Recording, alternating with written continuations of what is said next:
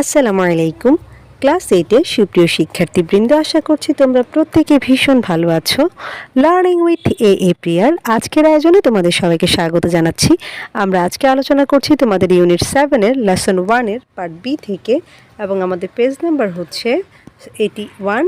এর আগের ভিডিওতে আমি এই লেসনের পার্ট এ নিয়ে বিস্তারিত আলোচনা করেছি। সেই আলোচনাগুলো যদি তোমাদের কারোর দেখার প্রয়োজন বলে মনে হয় তাহলে আমার প্লেলিস্টে গিয়ে দেখে নিতে পারো, এবং তোমাদের সুবিধার্থে প্লেলিস্টের লিঙ্কটা আমি কমেন্ট বক্সে দিয়ে রেখেছি। তো চলো আজকের আলোচনা শুরু করি। আমাদের পার্ট বি এর ইনস্ট্রাকশনে বলছে রিড দ্য টেক্সট। টেক্সটের বাংলা অর্থ আমরা অনুচ্ছেদ বা পাঠ্যাংশ বলতে পারি, অর্থাৎ অনুচ্ছেদটা পড়ো বা পাঠ্যাংশটি পড়ো, and answer the questions that follow. Follow মানে হচ্ছে পরবর্তী, বা আমরা নিচেরও বলতে পারি, এবং পরবর্তী যে প্রশ্নগুলো আছে সেগুলোর উত্তর দাও বা নিচের প্রশ্নগুলোর উত্তর দাও। তো চলো প্রথমে টেক্সটটা পড়ে নিই। থাউজেন্ডস অফ ইয়ার্স অ্যাগো, অর্থাৎ হাজার হাজার বছর আগে, দ্য ফার্স্ট পার্ল, প্রথম মুক্তা, ওয়াজ প্রবাবলি ডিসকভার্ড। প্রবাবলি মানে হচ্ছে সম্ভবত, ডিসকভার্ড মানে হচ্ছে আবিষ্কার।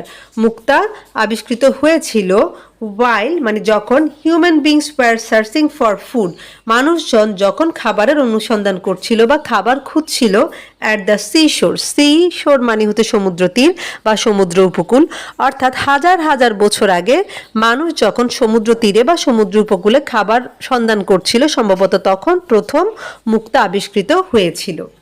থ্রু আউট হিস্ট্রি, অর্থাৎ ইতিহাস জুড়ে, the pearl with its shine. Shine মানে হচ্ছে দীপ্তিময়তা অথবা উজ্জ্বলতা, অর্থাৎ মুক্তা তার দীপ্তিময়তা নিয়ে বা উজ্জ্বলতা নিয়ে, has been one of the most highly valued James. James মানে হচ্ছে রত্ন, এটা ফ্লুরেলে আছে, তাহলে আমরা বলবো হচ্ছে রত্নগুলো।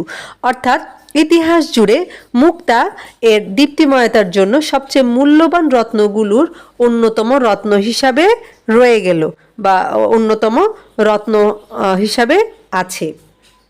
Pearls have been mentioned many Times, অর্থাৎ মুক্তা মেনশন করা হয়েছিল বা উল্লেখ করা হয়েছিল, মেনি টাইমস মানে অনেকবার, in religious text. Religious text মানে হচ্ছে ধর্মীয় পুস্তক বলতে পারি, অ্যান্ড মিথোলজিস এবং পৌরাণিক কাহিনীগুলোতে, from the earliest times. Earliest মানে হচ্ছে অনেক আগের, হ্যাঁ, অর্থাৎ অনেক আগ থেকে বা প্রাচীন কাল থেকে ধর্মীয় গ্রন্থ ও পৌরাণিক কাহিনীগুলোতে মুক্তার কথা অনেকবার উল্লেখ করা হয়েছে। The ancient Egyptians valued pearls so much. Ancient মানে হচ্ছে প্রাচীন, ইজিপশিয়ানস মানে হচ্ছে মিশরীয়রা, অর্থাৎ প্রাচীন মিশরীয়রা, ভ্যালু মানে হচ্ছে মূল্য দেওয়া, অর্থাৎ মুক্তাকে এত বেশি মূল্য দিত বা মূল্যবান মনে করত, that they were buried with them, যে তাদেরকে সেটা দিয়ে সমাহিত করা হতো। বুড়ি মানে হচ্ছে সমাহিত করা, অর্থাৎ প্রাচীন মিশরীয়রা মুক্তাকে এত বেশি মূল্যবান মনে করত যে তাদেরকে মুক্তাসহ কবর দেওয়া হতো বা সমাহিত করা হতো।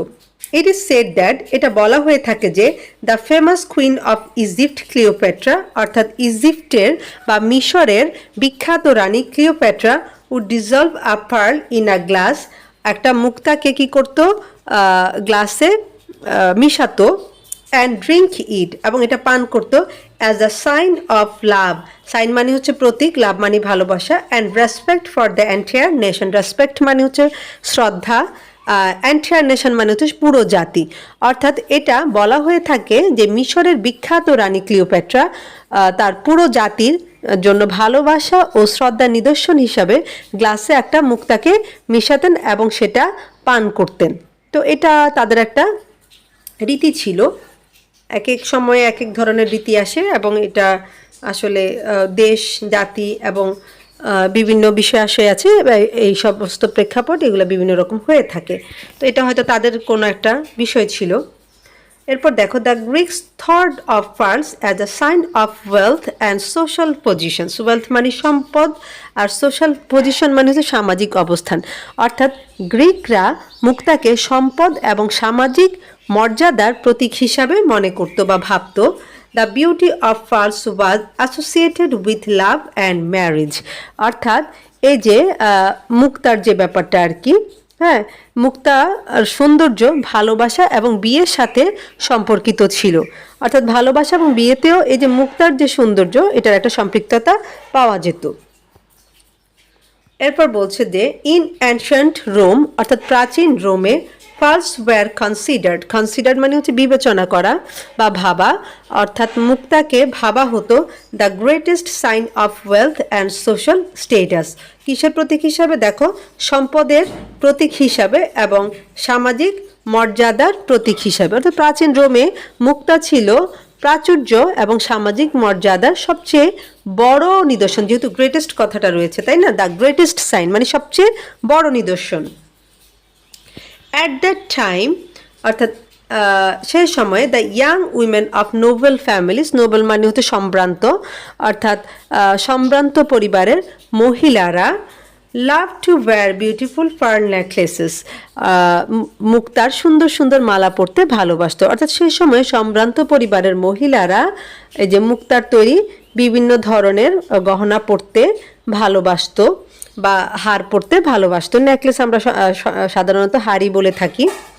এরপর বলছে দ্য ব্রেভ নাইটস, ব্রেভ মানে হচ্ছে সাহসী, নাইট মানে হচ্ছে যোদ্ধা, অর্থাৎ সাহসী যোদ্ধারা ইউজ টু ওয়্যার দ্যাম, এগুলাকে পরিধান করত ইন দ্য ব্যাটলস, যুদ্ধক্ষেত্রে, for good luck, good luck মানে হচ্ছে সৌভাগ্য, অর্থাৎ সৌভাগ্যের প্রতীক হিসাবে।